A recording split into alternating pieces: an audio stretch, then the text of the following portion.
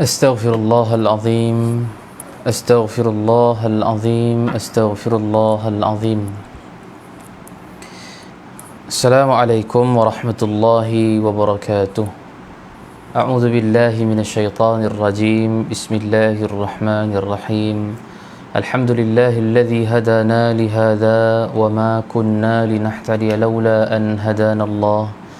أشهد أن لا إله إلا الله وحده لا شريك له وأشهد أن سيدنا محمدا عبده ورسوله. اللهم صل على سيدنا محمد وعلى آله وصحبه ومن تبعهم بإحسان إلى يوم الدين. سبحانك لا علم لنا إلا ما علمتنا إنك أنت العليم الحكيم. رب اشرح لي صدري ويسر لي أمري واحلل عقدة من لساني يفقه قولي ولا حول ولا قوة إلا بالله العلي العظيم. أما بعد. قال الله تعالى في كتابه الكريم: أعوذ بالله من الشيطان الرجيم. يا أيها الذين آمنوا هل أدلكم على تجارة تنجيكم من عذاب أليم تؤمنون بالله ورسوله وتجاهدون في سبيل الله بأموالكم وأنفسكم ذلكم خير لكم إن كنتم تعلمون. صدق الله العظيم. الحمد لله. Syukur kita kepada Allah Subhanahu wa taala kerana dengan izin dan limpah kurnia-Nya pada malam yang penuh barakah ini dapat kita bersama-sama mengadakan lagi kuliah maghrib secara online ataupun secara maya yang dianjurkan oleh Surau An-Nur Fasa 3A Bandar Seremban Selatan. Dan alhamdulillah, saya kira malam ini merupakan siri yang kedua untuk kita membicarakan tentang ujian dan pengorbanan Nabi Ibrahim alaihi salam. Dan pada kuliah yang lepas, iaitulah minggu lepas, sama juga hari Sabtu, kita tidak sempat untuk menghabiskan cerita berkaitan dengan Nabi Ibrahim alaihi salam. Kita baru bercerita tentang bagaimana Nabi Ibrahim alaihi salam di kampungnya, itulah bagaimana ujian yang Allah Subhanahu wa taala berikan kepada Nabi Ibrahim alaihi salam bukan bermula daripada yang biasa kita dengar, iaitulah Allah Subhanahu wa taala menyuruh menyembelih anaknya, iaitulah Nabi Ismail alaihi salam. Itu kemuncak. Tetapi sebelum daripada itu, subhanallah, ujian yang diberikan oleh Allah Subhanahu wa taala kepada Nabi Ibrahim alaihi salam cukup banyak. Iaitulah dalam keadaan daripada kecil dia diuji oleh Allah Subhanahu wa taala dengan ayahnya adalah seorang tukang buat berhala, maka dia pula terpaksa berdakwah kepada ayahnya, iaitu Azar. Disebutkan di dalam Al-Quran namanya Azar, walaupun ada pendapat ulama mengatakan bahawa Azar ini bukanlah ayahnya yang sebenar, itu mungkin bapa saudaranya, wallahu alam, tetapi itu khilaf para ulama. Yang penting Azar ini yang menjaga Nabi Ibrahim alaihi salam semasa kecil, dan ada pendapat mengatakan bahawa bukan namanya Azar tetapi Tarah, itu nama kepada ayah Nabi Ibrahim alaihi salam. Bermaksud daripada kecil dia diuji oleh Allah Subhanahu wa taala yang bahawa ayahnya adalah seorang tukang buat berhala. Menunjukkan apa? Menunjukkan salah seorang daripada ahli keluarganya merupakan orang yang mensyirikkan Allah. Itulah musyrik, itu mensyirikkan Allah Subhanahu wa taala. Kemudian berdakwah pula kepada kaumnya yang menyembah berhala, matahari, bulan, bintang, sehingga dia sendiri mencari Tuhannya di mana. Itulah mencari di mana Allah Subhanahu wa taala, sehingga dia katakan bahawa bintang yang disembah oleh kaum-kaumnya mengatakan itu mungkin hadza rabbi, ini mungkin Tuhan aku. Tetapi bila masuk siang harinya, bintang itu pun hilang. Dia kata Tuhan aku tak mungkin hilang. Maka dia tunggu pula besoknya hari, maka timbul pula bulan yang besar lagi daripada bintang. Dia kata mungkin ini hadza rabbi, dia kata mungkin ini adalah Tuhan aku. Tapi dia kata besok siang hari pun hilang juga. Esoknya dia tengok pula matahari yang muncul, matahari yang besar, dia katakan sebagai hadza rabbi. Dia kata ini adalah Tuhan aku dan ini besar, kata dia. Mungkin ini Tuhan aku. Tapi sayang, bila malam menjelma, maka matahari juga hilang. Menunjukkan bahawa apa? Bintang, bulan, matahari yang disembah oleh kaumnya sendiri merupakan bahawa itu bukan Tuhan yang sebenar. Akhirnya dia mengaku bahawa apa? Dia mengaku bahawa yang Tuhan aku adalah Tuhan yang menciptakan bumi, bulan, bintang, matahari, ini semua ialah Tuhan aku. Maksudnya yang menciptakan matahari, bulan, bintang, langit semua ini dia adalah Tuhan aku. Itulah Allah Subhanahu wa taala. Maka Allah ilhamkan, hidayahkan kepada Nabi Ibrahim alaihissalam ujian demi ujian, sehingga dia terpaksa tempuh pula dengan raja yang mengaku diri sebagai Tuhan, Raja Namrud.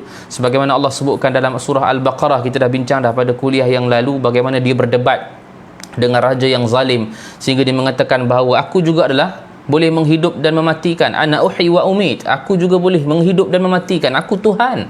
Maka dia ambil dua orang tawanannya, satunya dibunuh, satunya lepaskan, dibebaskan keluar. Maka dia katakan, tengok, aku menghidup dan mematikan, seorangnya aku lepaskan maka dia hidup, seorangnya aku bunuh maka dia mati. Kata Nabi SAW, qala Ibrahim fa inna Allah ya'ti bisyamsi minal masyriq fa'ti biha minal maghrib. Kata Nabi Ibrahim AS, baik kalau betul kamu ni adalah Tuhan, maka matahari yang naik selama ini daripada barat, yang mana Allah matahari yang naik daripada timur, Tuhan aku naikkan. Fa innallaha ya'ti bisyamsi minal masyriq, Allah Subhanahu wa taala naikkan matahari daripada timur. Kalau betul kamu Tuhan, fa'ti biha minal maghrib, naikkan matahari daripada barat. Subhanallah. Fabuhital ladzi kafar, kata Allah. Allah sebutkan dalam Quran, Allah ceritakan benda ini dalam Quran supaya kita menjadi orang yang memikirkan apa yang berlaku pada zaman Nabi Ibrahim alaihissalam. Ini yang disebutkan oleh Allah. Maka mereka terdiam, raja tersebut diam tanpa dapat berkata apa-apa, kerana kata Allah, Allah tidak memberikan hidayah kepada orang-orang yang zalim. Subhanallah. Maka ini satu perkara yang kita tahu, Nabi Ibrahim diuji daripada kecil, bukan daripada besar, malah daripada kecil. Ayahnya tukang buat berhala, terpaksa tempuh dengan kaum-kaumnya yang menyembah berhala, terpaksa berdakwah dengan raja yang mengaku diri sebagai Tuhan, sehinggalah bila mana mereka ini dia pergi satu keramaian, diajak Nabi Ibrahim untuk pergi satu keramaian, maka Nabi Ibrahim kata, inni saqim, aku sakit perut, kata dia, aku tak boleh pergi. Ni cerita minggu lepas punya, kita ulang balik, flashback balik, nak ceritakan flow cerita tu bagi nampak.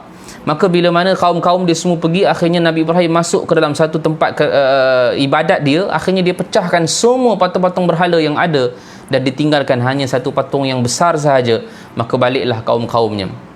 Ketika itulah kaum-kaumnya terkejut bahawa mereka melihat berhala yang mereka sembah selama hari ini musnah, hancur, hanya tinggal satu berhala yang besar saja. Maka semua kaum-kaumnya mengatakan bahawa siapa yang pecahkan Tuhan kami ini? Maka mereka mengatakan ada seorang fata ni maksudnya orang remaja.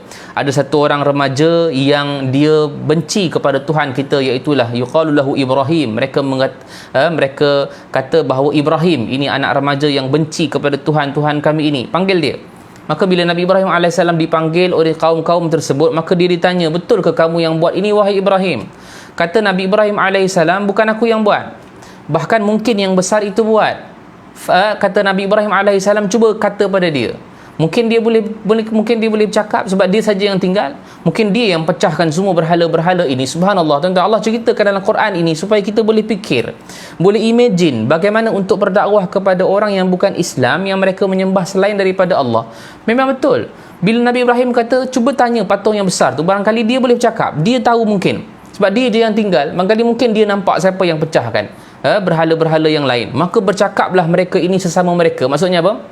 Maksudnya mereka macam, takkanlah patung ni boleh bercakap. Subhanallah. Maka bila dalam keadaan terkesima begitu dengan soalan Nabi Ibrahim alaihissalam, maka mereka katakan bahawa bagaimana patung ni nak bercakap wahai Ibrahim, sedangkan dia patung.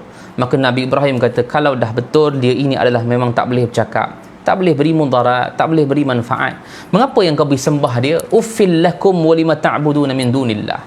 Jijik aku melihat, kata Nabi Ibrahim alaihissalam, kamu menyembah selain daripada Allah Subhanahu wa taala. Maka marahlah orang-orang yang ada di situ. Akhirnya mereka membuatkan satu api yang sangat besar. Ini cerita yang lepas, kita nak habis dah, maknanya penghujung cerita ni pada kuliah yang lepas.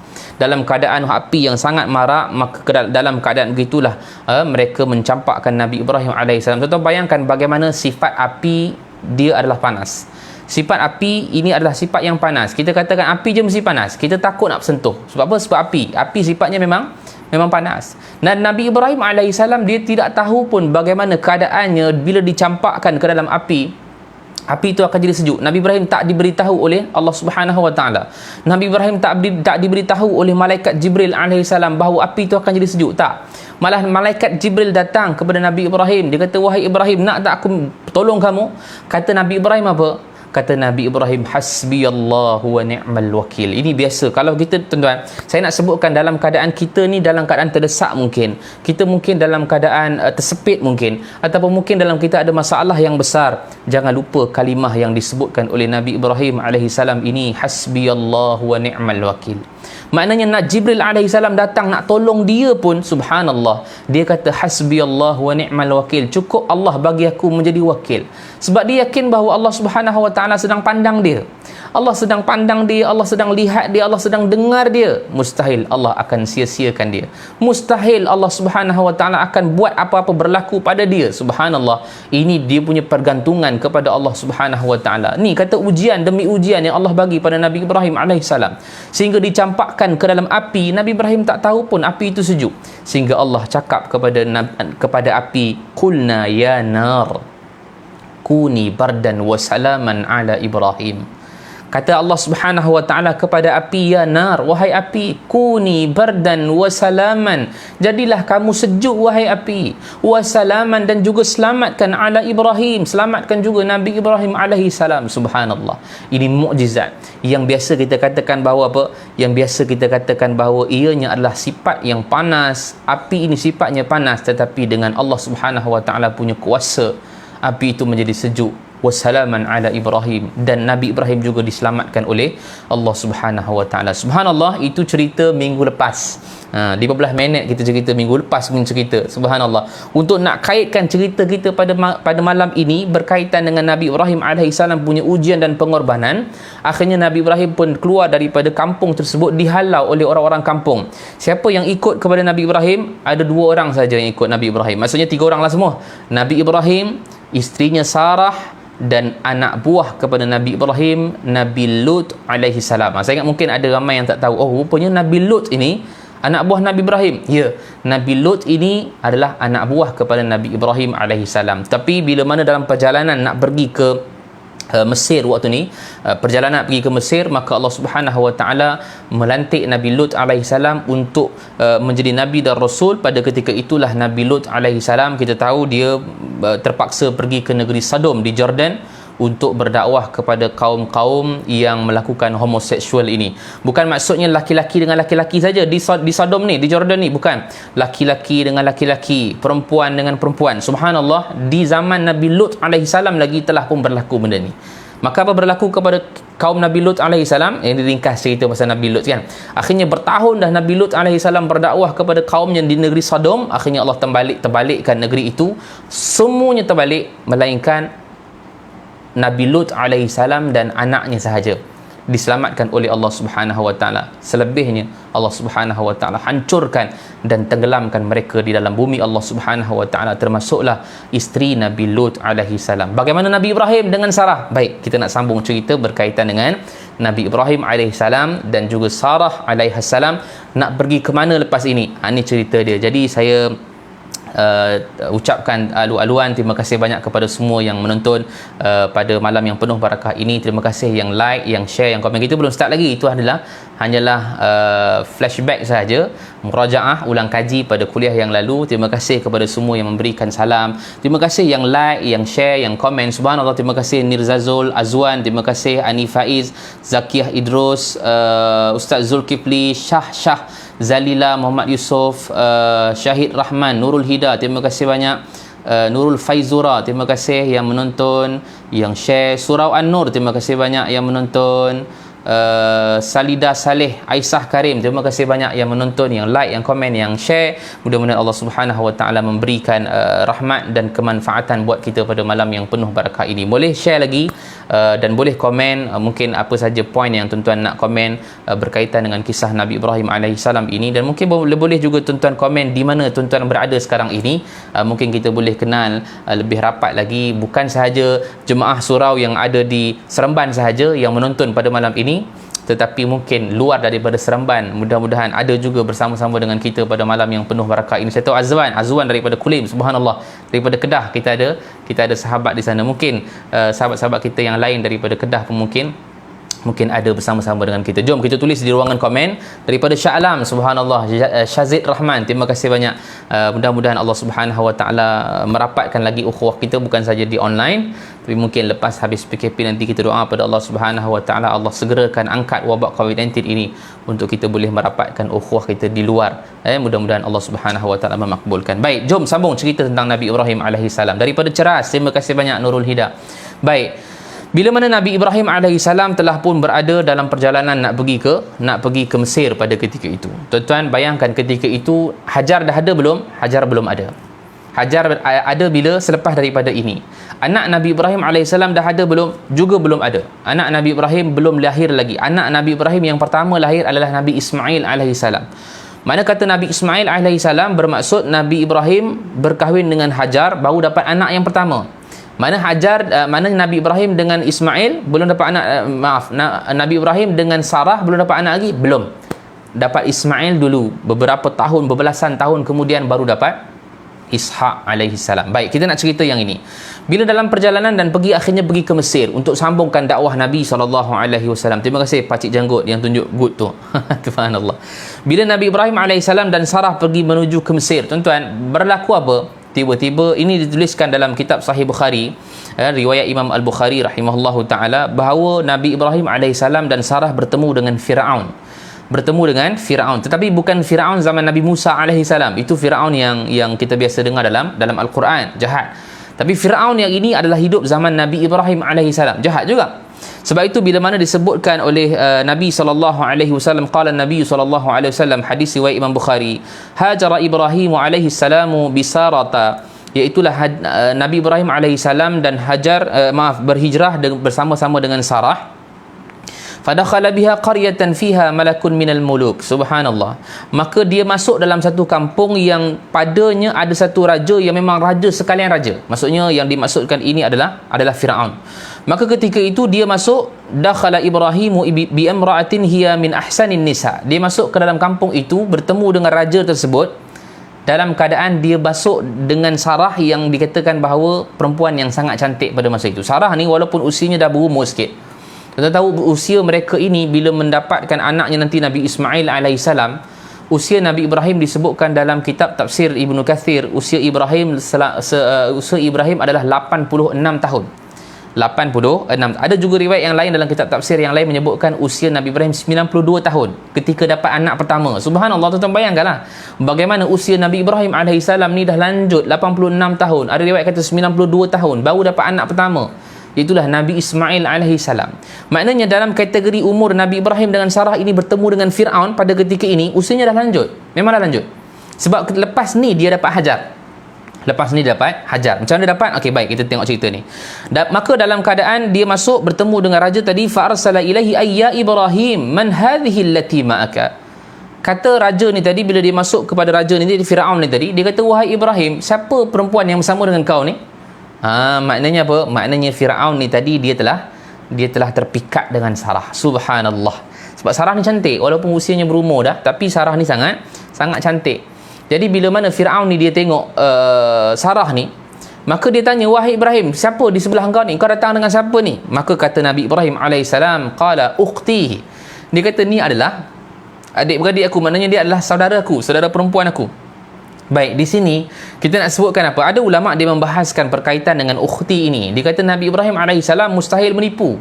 Kenapa Nabi Ibrahim sebut ukhti? Sedangkan dia adalah sifatnya Nabi. Sifat Nabi apa? Siddiq, amanah, tabligh, fatanah. Dia siddiq, dia mesti benar. Dia mesti bercakap benar, dia tak boleh cakap bohong. Maka kalau dia bercakap bohong, maka terputuslah ataupun hilanglah sifat Nabi, kenabian kepada Nabi Ibrahim alaihissalam. Maka disebut ukhti di sini. Para ulama muhaddisin mengatakan bahawa ukhti yang dimaksudkan oleh Nabi Ibrahim ini bukan saudara perempuan yang sekandung, maksudnya saudara lahir satu mak satu bapa, bukan. Ukhti di sini adalah saudara seislamnya. Kenapa Nabi Ibrahim dia tipu Firaun ni?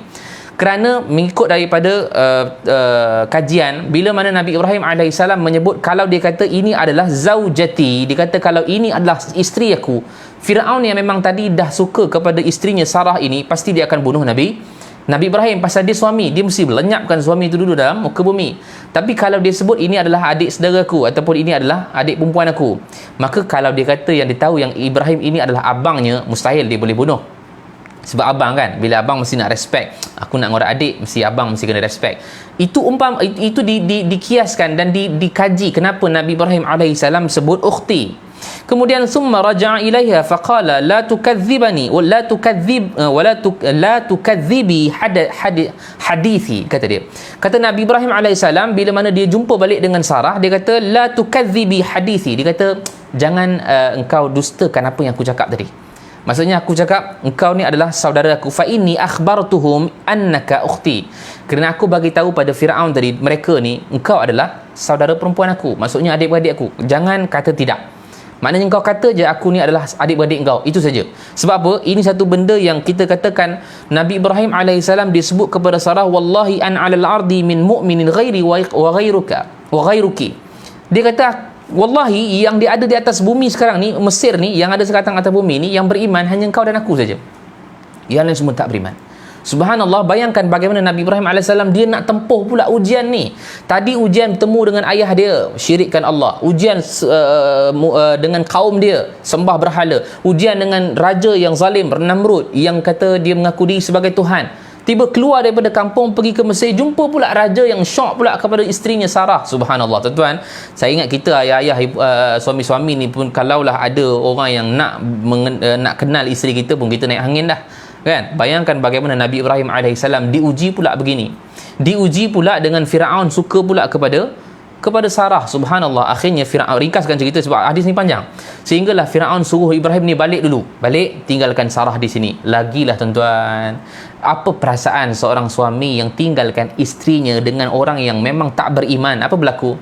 Tapi cuba tengok bagaimana pergantungan Nabi Ibrahim alaihissalam. Saya nak suruh kita imagine saja cerita ni. Supaya apa? Supaya kita boleh ambil inspirasi daripada ujian yang berat ini yang dilalui oleh Nabi Ibrahim alaihissalam.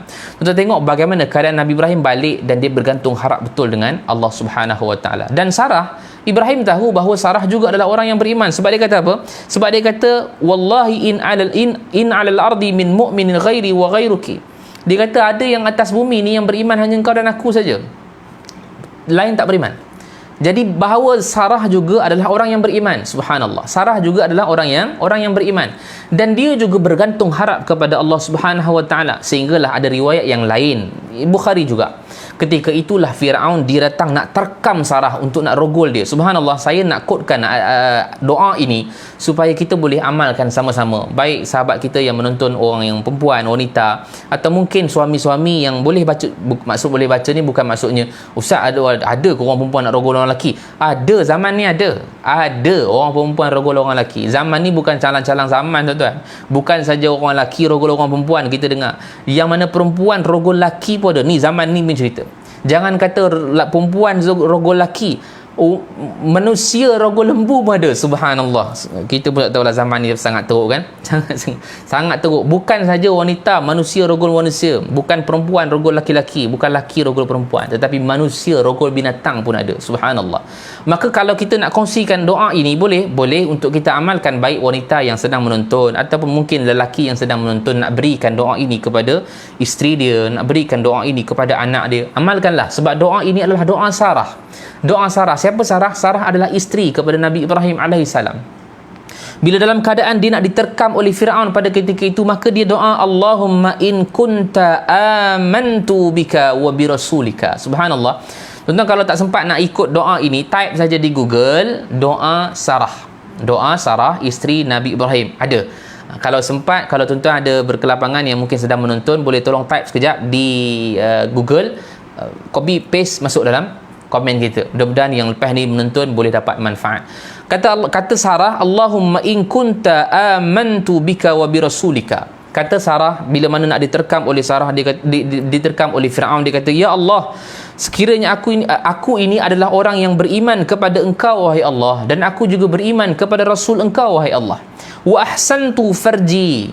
Tolonglah jaga ataupun kita panggil sebagai peliharalah farji ni, kemaluan aku.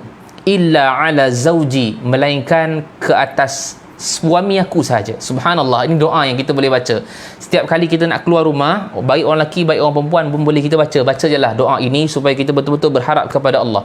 Allahumma in kuntu amantu bika wa bi rasulika, ya Allah, aku ni benar-benar beriman kepada engkau wahai Allah, beriman kepada rasul engkau wahai Allah, wa ahsantu farji illa ala zawji, dan peliharalah kemaluan aku, kehormatan aku, melainkan ke atas suami aku sahaja ya Allah. Dan kata dia, fala tusallit alayyal kafir, dan janganlah engkau berikan kekuasaan ke atas diri aku, ke atas orang-orang yang kafir. Subhanallah, bila mana dia bacakan ayat ini ataupun doa ini, maka disebutkan oleh Nabi SAW, kaku terus badan Fir'aun. Badan Fir'aun ni jadi kaku. Dalam riwayat lain dia kata apa? Dia kata Sarah ini faqamat tawadda'u wa tusalli. Dia ambil wuduk dulu kemudian dia solat. Ketika solat dan dia berdoa, inilah ketika tu dia baca doa ini sebelum mana nak diterkam oleh Fir'aun, maka dia solat, kemudian ketika itu dia baca doa ini, maka kaku badan Fir'aun ini. Maka dilepaskan dalam keadaan kaku badan. Akhirnya Fir'aun kata, wahai Sarah, kau baca doa apa ni? Maka Sarah kata, aku bergantung harap kepada Allah Subhanahu wa ta'ala. Maka ketika itulah Firaun kata, lepaskan aku janji aku tak akan terkam kau lagi. Maka Allah Subhanahu wa ta'ala berikan juga makbul doa Sarah ini, sebab Sarah takut bila mana dalam keadaan ketika itu yang ada Sarah dan Firaun saja. Kalaulah Firaun itu mati, dia keluar di istana itu dan melihat Firaun mati, maka Sarah nanti akan dituduh jadi pembunuh. Lagi berat kes ni. Kan, dia keluar-keluar tengok Firaun mati, maka dia tuduh pula dan mungkin ditangkap Sarah ini supaya menjadi orang yang membunuh Firaun. Maka dia doa pada Allah Subhanahu wa taala agar dilepaskan kakuan badan Firaun tadi.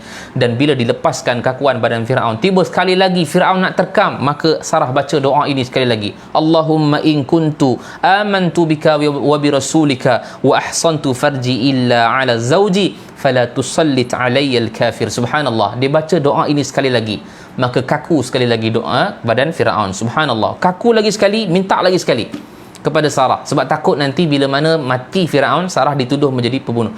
Tuan-tuan, berlaku selama 3 kali. Saya nak ringkaskan cerita.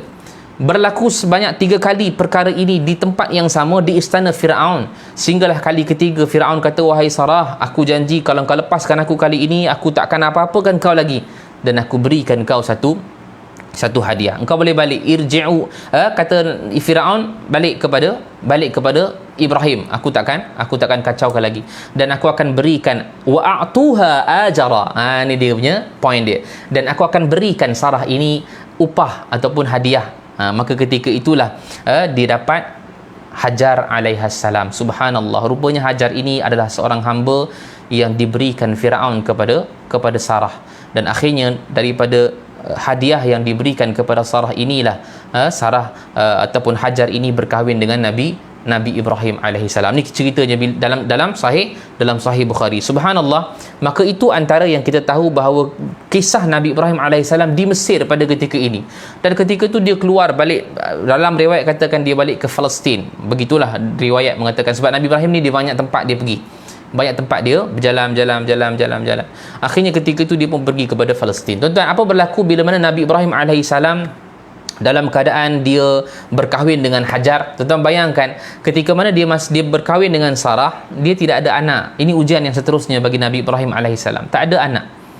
Tapi dia doa juga kepada Allah Subhanahu wa taala, agar Allah berikan dia rezeki anak. Bila dia dapat kahwin dengan Hajar, dia doa juga kepada Allah Subhanahu wa taala dalam surah As-Saffat ayat yang ke-100. Kata Allah Subhanahu wa taala, Rabbi habli minas salihin, Rabbi habli minas salihin. Tuan-tuan, ini doa boleh kita amalkan. Amalkanlah doa ini, sebab doa ini dibaca oleh Nabi Ibrahim alaihissalam ketika mana Nabi Ibrahim alaihissalam tidak ada anak. Tuan-tuan bayangkanlah, mungkin ada sahabat-sahabat kita yang mungkin dia berkahwin dah lama, 5 tahun, 6 tahun tidak ada anak. Tuan-tuan teruskan berdoa. Saya ingat tadi berapa tahun umur Nabi Ibrahim alaihissalam. Subhanallah, saya ingat usia yang kita sebutkan tadi, usia Nabi Ibrahim alaihissalam 86 tahun baru dapat Ismail. Bermaksud usia Nabi Ibrahim ketika doa ini maksudnya mungkin dah 60, 70, 80, dah lanjut. Tetapi dia tetap istiqamah doa, Rabbi habli minas salihin, Rabbi habli minas salihin, Rabbi habli minas salihin. Allah jawab dalam surah As-Saffat ayat ke-101, fabasyarnahu bighulamin halim. Maka kami berikan khabar gembira kepada Nabi Ibrahim alaihissalam bighulamin halim, dengan seorang anak yang sangat halim. Ni maksud sangat sabar. Ya Allah. Tuan-tuan tahu bagaimana kisah Nabi Ismail alaihissalam? Tuan-tuan, ni kita cerita, dah start dah cerita tentang Nabi Ismail alaihissalam. Sebab Nabi Ismail ini kisah yang kemuncak yang biasa kita dengar. Bila masuk saja raya haji, kita akan dengar cerita ni. Maka bila mana kata Nabi Ibrahim alaihissalam, Rabbi habli minas salihin, hari-hari berdoa pada Allah, ya Allah, Rabbi habli, tolong kurniakan kepada kami minas salihin, daripada kalangan anak-anak kami yang saleh. Anak tak ada, tapi tetap minta, ya Allah, jadikanlah, bagilah aku, iaitulah anak yang saleh, bagi aku anak-anak yang saleh, bagi aku anak-anak yang saleh. Allah kata fabasyarnahu bighulamin halim. Subhanallah. Puan Zurina Yusof kata ada sesiapa tolong ulang doa tadi. Baik, Puan Zurina mungkin boleh type di Google saja, type doa Sarah, doa Sarah isteri Nabi Ibrahim, nanti dia keluar doa itu, Allahumma in kuntu amantu birabbika wa birasulika. Nanti dia keluar doa tu, boleh kita amalkan sama-sama. Sebab doa tu dia termaktub dalam hadis sahih riwayat Imam Al-Bukhari. Boleh tengok dalam Google, ada, insya-Allah sahih, dan kita boleh amalkan untuk keluarga kita insya-Allah. Maka bila Nabi Ibrahim alaihissalam dia doa pada Allah Subhanahu wa taala, tiba-tiba Allah kurniakan fabasyarnahu bighulamin halim. Tuan-tuan bayang betapa seronok tak Nabi Ibrahim bila dapat anak? Ya Allah, betapa seronoknya Nabi Ibrahim alaihissalam bila Allah Subhanahu wa taala kurniakan anak. Sebab tu Allah gunakan perkataan fabasyarnahu. Basyarna maksudnya kami berikan khabar gembira. Dan saya pernah sebutkan bila mana kita baca dalam surah Maryam. Surah Maryam juga kepada Nabi Zakaria alaihi salam, bila dia dapat anak pun lambat. Nabi Zakaria ni dapat anak lambat, Yahya. Allah sebutkan, ya Zakaria inna nubashiruka bighulamin ismuhu Yahya. Allah gunakan perkataan inna nubashiruka. Nubashiruka maksudnya kami berikan khabar gembira kepada kamu wahai Zakaria, iaitulah kamu akan dapat anak yang namanya Yahya. Subhanallah. Mana orang dapat anak, seronok yang amat sangat. Nabi Ibrahim alaihissalam yang 86 tahun tidak ada anak. Ni riwayat daripada Imam Ibnu Kathir mengatakan bahawa anak yang didapat pada ketika mana pertama kali iaitu Nabi Ismail alaihissalam ialah usia 86 tahun. Ada riwayat kata 92 tahun. Maksudnya ambillah 90 tahun yang dia doa pada Allah, akhirnya dapat anak tak? Akhirnya dapat anak. Tiba-tiba Allah uji lagi sekali. Ya Allah, tuan-tuan bayangkanlah satu persatu Nabi Ibrahim alaihissalam diuji oleh Allah dalam 90 tahun tak ada anak. Tiba-tiba bila dapat anak, seronok tak bila Allah gunakan perkataan fabasyarnahu, kami berikan khabar gembira kepada dia, iaitulah seorang anak yang sangat sabar. Nabi Ismail alaihissalam baru lahir, tiba-tiba Allah perintahkan kepada Nabi Ibrahim, hantarkan anak ini dan ibunya di tanah yang tandus, tidak ada orang. Subhanallah. Apa perasaan kita? Bagaimana perasaan kita kalau seorang ayah yang tak dapat anak lama dah, mungkin 10 tahun kahwin, tiba-tiba dapat anak, tiba-tiba Allah ambil sekejap, sehari dua saja. Allahu Akbar.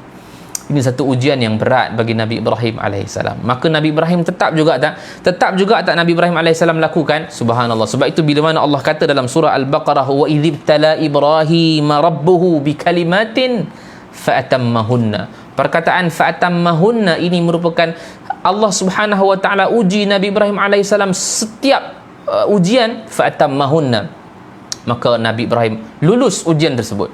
Sehinggalah kisah yang kita nak ceritakan ini, betapa besarnya ujian yang Allah Subhanahu wa taala bagi, ini kemuncak.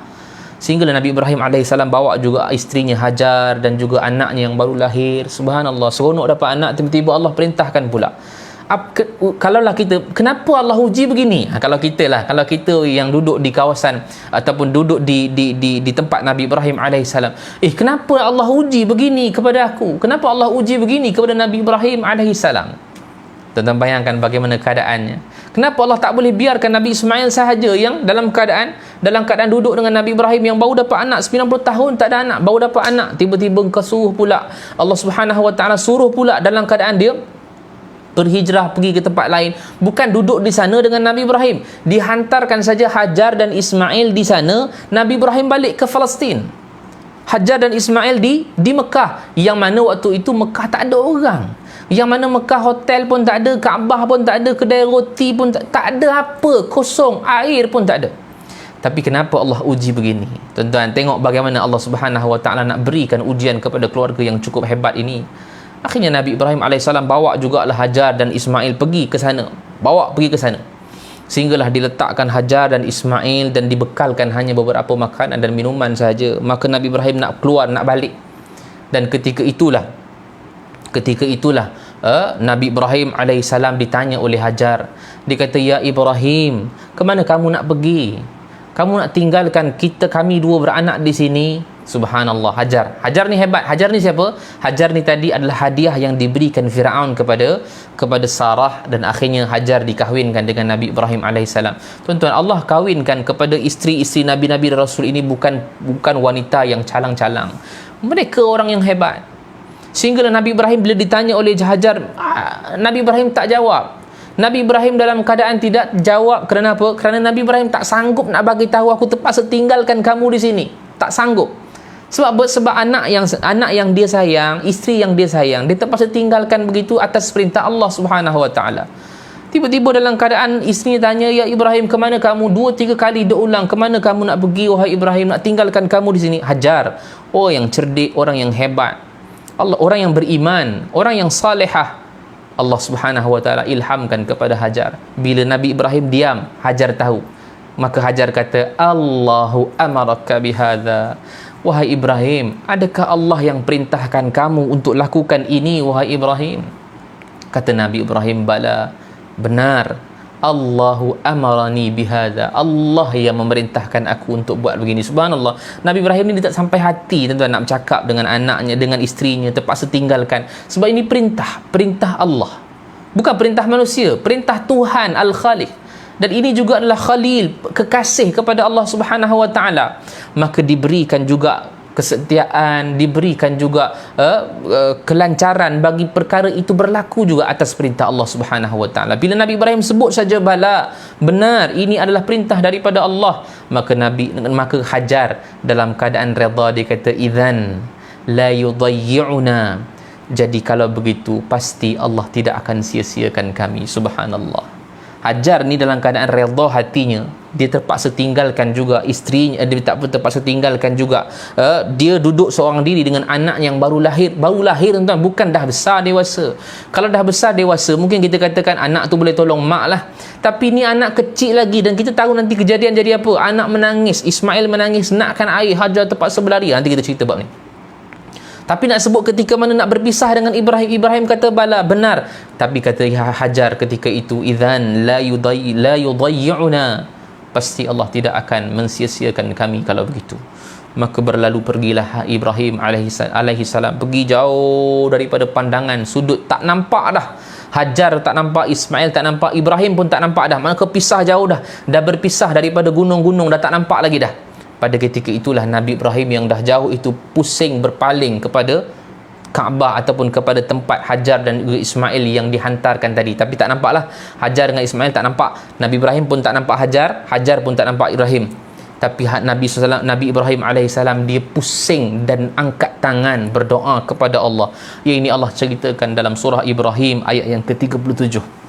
Surah Ibrahim ayat ke-37, kata Allah Subhanahu Wa Taala dalam ayat ini, Nabi Ibrahim angkat tangan dan berdoa ketika mana dia selepas hantarkan Hajar dan Ismail. Dia kata, Rabbana inni askantu min dzurriyyati biwadin ghairi zi zar'in inda baitikal muharram.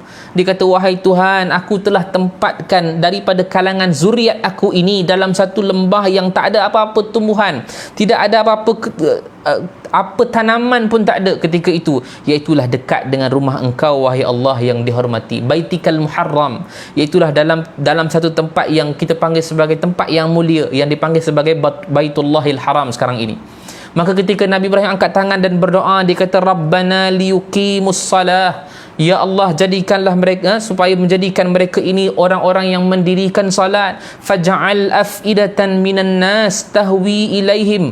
Dan kata Nabi Ibrahim alaihissalam, dan jadikanlah sebahagian manusia itu cenderung hatinya kepada mereka. Maksudnya dalam keadaan mereka ini boleh datang ramai-ramai ke situ, jadikan pula tempat itu ramai pula orang. Sebab ketika itu Nabi Ibrahim hantar Nabi Ismail dan juga Hajar, tak ada orang. Tapi Nabi Ibrahim kata supaya jadikan mereka ini tempat tumpuan. Tengok sekarang jadi apa Mekah, subhanallah, satu pelosok dunia datang. Dan kata Nabi Ibrahim, warzuqhum minats thamarat, dan rezekikanlah mereka wahai Allah dengan buah-buahan. Ya Allah, tuan-tuan tengok di Mekah sekarang ini, apa buah yang tak ada? Semua buah ada. Sebab Nabi Ibrahim dia guna perkataan as-samarat, buah-buahan. Kalau Nabi Ismail dia mungkin, Nabi Ibrahim kalau sebut mungkin al-ashjar contohnya, pokok, mungkin pokok lah yang tumbuh. Tapi Nabi Ibrahim tak guna pokok. Nabi Ibrahim guna perkataan as-samarat.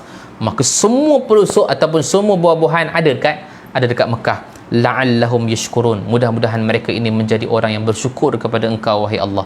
Maka dalam keadaan doa Nabi Ibrahim alaihissalam ini, dia subhanallah dalam keadaan telah dimustajabkan oleh Allah Subhanahu wa taala. Ini yang kita nak sebutkan bahawa ujian yang Allah beri ketika mana Nabi Ismail alaihissalam kecil. Walaupun dalam keadaan dah berpisah, tapi Nabi Ibrahim datang lagi tak tengok mereka? Datang, tengok. Sehinggalah kata Allah Subhanahu wa taala, falamma balaghu ma'ahu sa'ya, sehinggalah usia Nabi Ismail, walaupun Nabi Ibrahim duduk di tempat lain, Palestin, dia duduk di Mekah, Nabi Ismail dan Hajar. Dan makin ramai dah orang datang di situ sebab ada air kan, kita tahu kan bagaimana keadaan kisah Hajar ketika mana setelah Nabi Ibrahim alaihissalam dah balik, Hajar pula tinggal dengan Ismail, dua orang saja. Ketika itu makanan pun habis, air pun habis, dan pada ketika itulah Ismail alaihissalam dia menangis nakkan air. Hajar ni tak tahu nak buat apa, dia lari daripada Safa ni pergi ke Marwah, Marwah pergi ke Safa, Safa pergi Marwah, Marwah pergi Safa, 7 kali.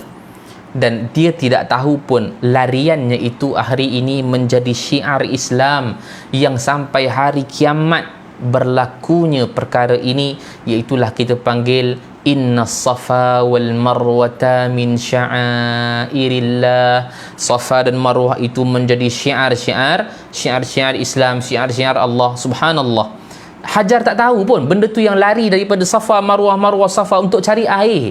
Tapi dia tak tahu rupanya lariannya itu menjadi syiar Islam pada hari ini. Dan ketika mana Nabi Ismail menangis, akhirnya pancut air yang daripada tanah dipanggil sebagai air Zam-Zam, dan kedua-dua beranak ini pun tidak tahu bahawa air itu tidak akan habis dan kering sampai hari ini. Subhanallah.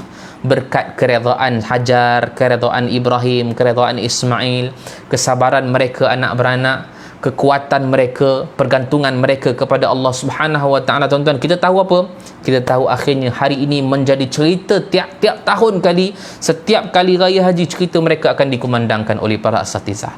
Mereka adalah orang yang dipanggil sebagai tumpuan, mereka dipanggil sebagai inspirasi. Kerana apa? Kerana ujian yang mereka dapati ini menjadi inspirasi buat kita manusia yang ditimpa oleh ujian yang diberikan oleh Allah Subhanahu wa taala. Dan mungkin dalam keadaan ujian kita tak berat seperti mana Nabi Ibrahim alaihissalam. Nak berat lagi, maka Nabi Ismail alaihissalam pun lagi bila dah meningkat dewasa, maksudnya dalam keadaan falamma balaghu ma'ahu sa'ya, dalam kategori umur Nabi Ismail ini dah boleh berusaha sikit, maknanya usianya dah belasan tahun. Tuan-tuan, Nabi Ibrahim AS adakah ditinggalkan terus mereka ni tak tengok, datang, tengok, kemudian balik, datang, tengok dan balik. Sehinggalah bila anak ni dah besar, maksudnya Nabi Ibrahim dan Ismail dia tak duduk sekali, Allah pisahkan dia. Tapi bila mana Nabi Ismail dan Nabi Ibrahim, bila Nabi Ismail dah dewasa, tuan-tuan, apa berlaku? Kan kita tahu bahawa Allah perintahkan Nabi Ibrahim dan Ismail untuk buatkan Kaabah. Maksudnya apa? Maksudnya dalam keadaan dah seronok Nabi Ibrahim ni dengan anaknya. Ishak dah ada belum? Ishak belum ada. Tetapi ada kisah Nabi Ibrahim alaihissalam yang ketika mana dalam keadaan dia nak dapat anak daripada As-Sarah. Nak dapat anak daripada Sarah. Tu nanti kita akan ceritalah bab tu. Tapi nak sebutkan apa? Nabi Ibrahim alaihissalam dia dapat tahu bahawa nanti Sarah juga akan mengandung. Baik, saya ceritakan terus dalam surah Hud. Kita tengok dalam surah Hud bermula pada ayat yang ke-69. Bermula pada ayat yang ke-69, Nabi Ibrahim alaihissalam didatangi oleh dua orang malaikat. Maka bila mana dia datang dalam keadaan dua orang malaikat, ketika itulah dia bagi tahu kepada Ibrahim bahawa kami ini adalah inni ursilna ila qaumi Lut. Kami ni datang ni adalah diutuskan oleh Allah Subhanahu wa taala untuk utus kepada kaum Nabi Lut. Untuk apa? Untuk dia nak, yang kita sebut tadi kan, Nabi Lut alaihissalam berdakwah kepada orang yang homoseksual, dan akhirnya Allah nak terbalikkan bumi Sodom tu. Tapi sebelum nak terbalikkan, Allah perintahkan malaikat untuk pergi dulu kepada Nabi Ibrahim untuk bagi khabar kepada dia. Dalam keadaan nak bagi khabar apa? Fabasyarnaha bi Ishaq. Subhanallah, guna pula perkataan fabasyarnaha. Maka diberikan khabar kepada Nabi Ibrahim alaihissalam bahawa nanti Sarah akan lahir seorang anak namanya Ishaq. Wa min wara'i Ishaq wa Yaqub, dan Ishaq nanti akan dapat Yaqub. Subhanallah. Maksudnya Sarah nanti akan dapat anak namanya Ishaq. Ishaq nanti pun dapat anak namanya Yaqub, Nabi Yaqub. Yaqub nanti pun ada anak sampai 11 orang. Nama salah seorangnya adalah Yusuf, Nabi Yusuf.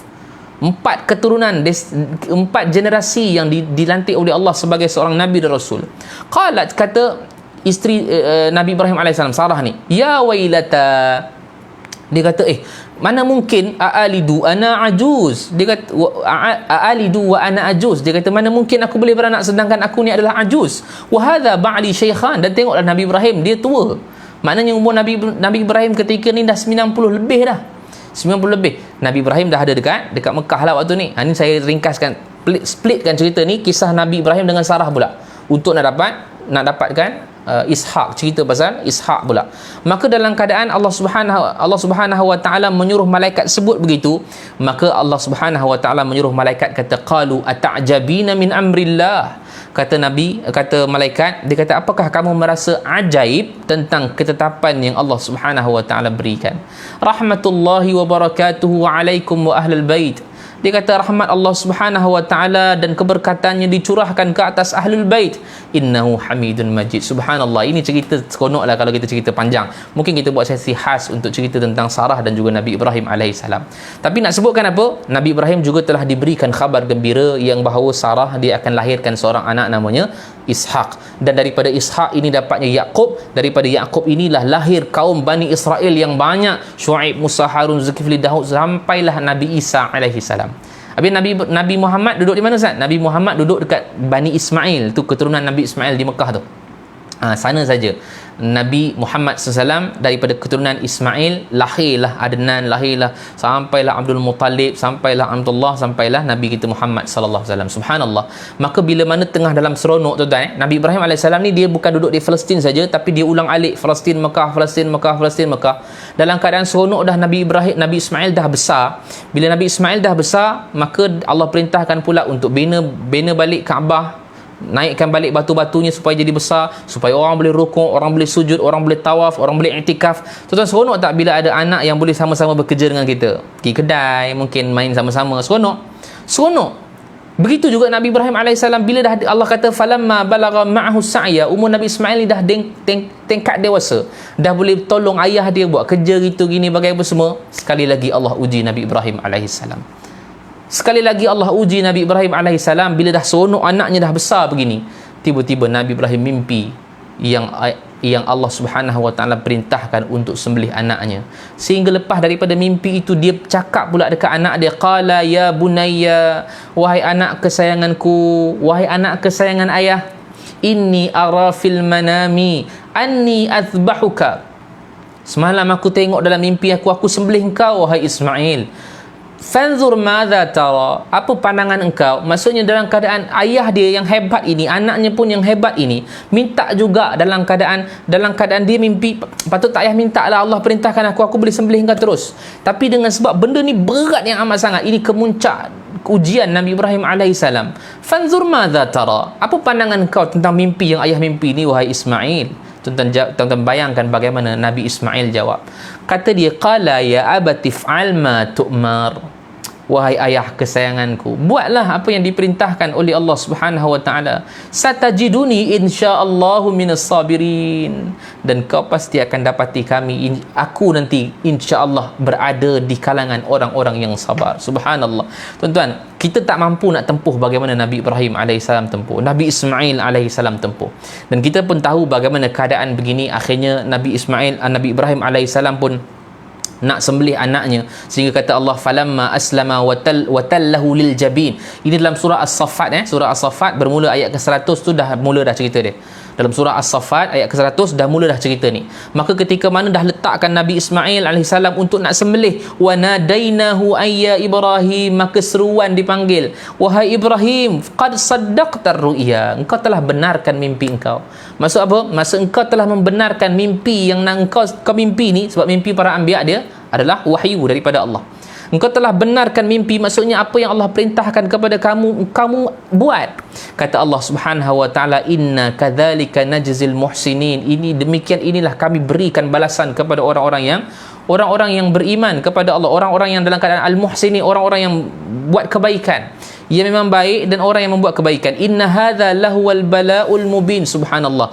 Allah Subhanahu wa taala sebutkan, dan kami sesungguhnya ini benar-benar suatu ujian yang sangat-sangat benar. Mubin maksudnya dalam keadaan betul-betul berlaku ujian ini. Dan kata Allah, wa fadainahu bizibhin azim, dan kami tebuskan anak itu Nabi Ismail alaihissalam, tak jadi sembelih, maka kami tebuskan satu lagi binatang yang azim, yang besar untuk dijadikan sembelihan. Bukannya Nabi Ismail itu berubah menjadi kambing. Tuan-tuan, ada juga yang masih salah faham ni. Saya rasa ramai yang faham begitu.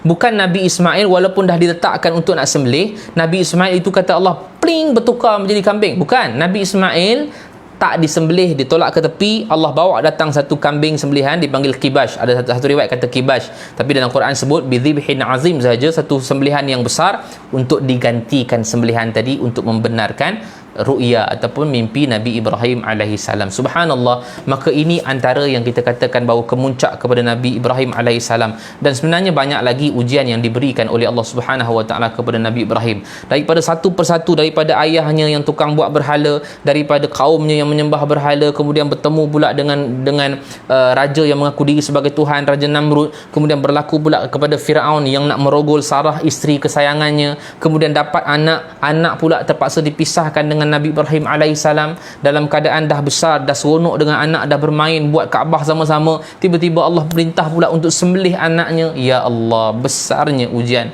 yang diberikan Allah Subhanahu wa taala kepada Nabi Ibrahim alaihissalam, keluarga dia seluruhnya. Tapi tahu tak kita kenapa Allah uji begitu? Kerana ujian yang Allah bagi ini sebenarnya memberikan kesejukan hati buat Nabi kita sallallahu alaihi wasallam.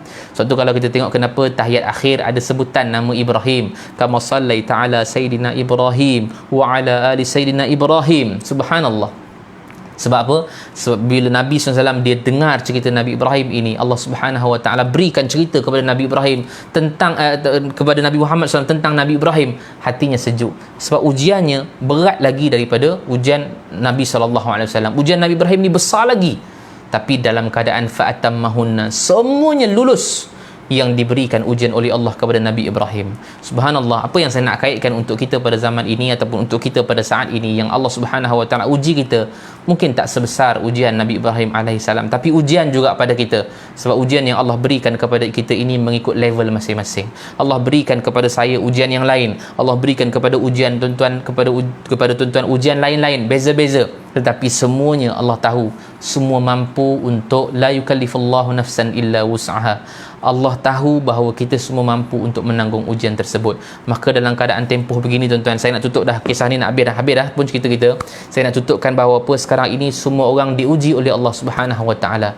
Dan kalaulah kita sedang diuji, masalah timbul, kita ada macam-macam perkara yang kita rasakan ini ujian, ini musibah, ini masalah, buka Quran, cari kisah Nabi Ibrahim alaihissalam yang kita ceritakan pada malam ini, yang mana Allah Subhanahu wa taala uji yang sepatutnya Nabi Ibrahim tak boleh nak buat.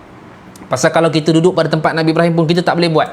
Tapi Nabi Ibrahim tunjukkan juga kepada kita semua bahawa Nabi Ibrahim alaihissalam lulus semua ujian, dan daripada lulus ujian itulah Allah berikan khabar gembira setelah daripada itu. Subhanallah, Nabi Ibrahim dilantik oleh Allah menjadi Khalilullah, menjadi kekasih Allah Subhanahu wa taala, dan dia merupakan Abul Anbiya, bapa kepada segala para nabi yang ada. Subhanallah. Maka inilah tujuan Allah turunkan ujian kepada Nabi Ibrahim alaihissalam. Allah turunkan ujian kepada kita juga sama, tapi mungkin ada hikmah di sebalik ujian yang Allah Subhanahu wa taala berikan kepada kita. Jadi mudah-mudahan kita doakan pada Allah Subhanahu wa taala agar kita juga diberikan ujian oleh Allah Subhanahu wa taala dalam keadaan kita mampu untuk menempuh ujian tersebut, dan mudah-mudahan kita juga boleh menjadi kekasih Allah Subhanahu wa taala. Jadi saya cukuplah sekadar itu dulu perkongsian saya pada malam ini. Insya-Allah saya jemput juga semua yang hadir pada malam ini untuk pergi ke Instagram saya, Izmir Faris juga. Instagram saya Izmir Faris, untuk kita sama-sama berada dalam live saya pukul 9 suku nanti, 9.15 malam, untuk kita membincangkan tentang isu-isu kesihatan fizikal pula. Minggu lepas kita cerita pasal depres, minggu ni kita cerita pasal kesihatan fizikal. bagaimana nak merawat pesakit-pesakit menggunakan tradisional Cina, tradisional India mungkin, ataupun mungkin kita nak pakai rawatan sunnah daripada Nabi SAW. InsyaAllah kita akan bincangkan dalam Instagram sekejap lagi pukul 9 suku. Dan saya ucapkan terima kasih semua yang hadir pada malam ini, yang tak putus-putus like, yang komen daripada tadi. Subhanallah, terima kasih banyak Aisyah Karim, terima kasih banyak Azwan, Umi Adam, terima kasih Zalila, terima kasih Syah, terima kasih Nir Zazul, terima kasih Syazid, dan terima kasih semua sahabat-sahabat kita, Nurul Hidayah, Siti Zainun dan semua yang hadir pada malam ini. Semoga Allah Subhanahu Wa Taala saja yang merahmati tuan-tuan. Dan saya ingat saya nak tutup dengan doa sebab ada permintaan daripada jemaah kita yang terkena jangkitan COVID-19 di jemaah di surau. Jadi mudah-mudahan kita doakan kepada Encik Baharudin, Encik Yusof serta Encik Sapian sekeluarga. Mudah-mudahan mereka tabah dan mudah-mudahan Allah berikan kesembuhan buat mereka daripada terkena jangkitan, dan mudah-mudahan Allah berikan kesihatan yang baik buat mereka semua, insya-Allah. Dan mudah-mudahan kita semua dilindungi oleh Allah Subhanahu Wa Taala. Jom kita sama-sama baca doa dan mudah-mudahan Allah Subhanahu Wa Taala memakbulkan doa kita. Auzubillahi minasyaitonirrajim. Bismillahirrahmanirrahim. Alhamdulillahirabbil alamin wassalatu wassalamu ala asyrafil anbiya'i wal mursalin wa ala alihi washabihi ajma'in. Ya Allah, Ya Rahman, Ya Rahim, kami menadah tangan mohon kepadamu, Ya Allah, ampunkanlah segala dosa kami, dosa kedua ibu bapa kami, dosa pasangan dan anak-anak kami, dosa kaum kerabat kami, dosa kaum muslimin dan muslimat sekalian, Ya Allah. Ya Allah, matikan kami dengan mati yang baik, jangan matikan kami dengan mati yang tidak baik. Kurniakan kematian buat kami dengan kalimah La ilaha illallah. Ya Allah, pada malam yang penuh barakah ini kami bermohon dan berhajat kepadamu, Ya Allah, agar Engkau hilang dan lenyapkanlah wabak COVID-19 yang sedang merebak di negara kami ini, Ya Allah. Lindungilah kami, ahli keluarga kami daripada wabak yang berbahaya ini, Ya Allah. Jauhkanlah kami, ahli keluarga kami daripada wabak yang berbahaya ini, Ya Allah. Ya Allah, kami bermohon dan berhajat kepadamu, Ya Allah, khususnya kepada Encik Baharudin dan keluarganya, Encik Yusof dan keluarganya, Encik Sapian dan keluarganya, agar diberikan kesihatan yang baik buat mereka, agar disembuhkan penyakit buat mereka, Ya Allah. Dan lindungilah mereka daripada COVID-19 yang sedang merebak ini, Ya Allah. Lindungilah kami semua dan lindungilah kami keluarga supaya tidak terkena jangkitan COVID-19 ini, Ya Allah. Bagi ahli keluarga kami, ahli keluarga mereka, bagi sahabat-sahabat kami, sahabat-sahabat mereka, bagi saudara kami, saudara-saudara mereka yang terkena jangkitan ini, maka Engkau berikanlah kesembuhan buat mereka, Ya Allah. Engkau berikanlah kesihatan yang baik buat mereka, Ya Allah, kerana mungkin ianya menjadi asbab untuk kami dan mereka lebih dekat kepadamu, Ya Allah. Wa sallallahu ala sayyidina Muhammad wa ala alihi wa sahbihi wasallam, walhamdulillahi rabbil alamin. Taqabbalallahu minkum. Aqulu qawli hadha wa astaghfirullahal azim li wa lakum. Assalamualaikum warahmatullahi wabarakatuh wa jazakumullahu khairan.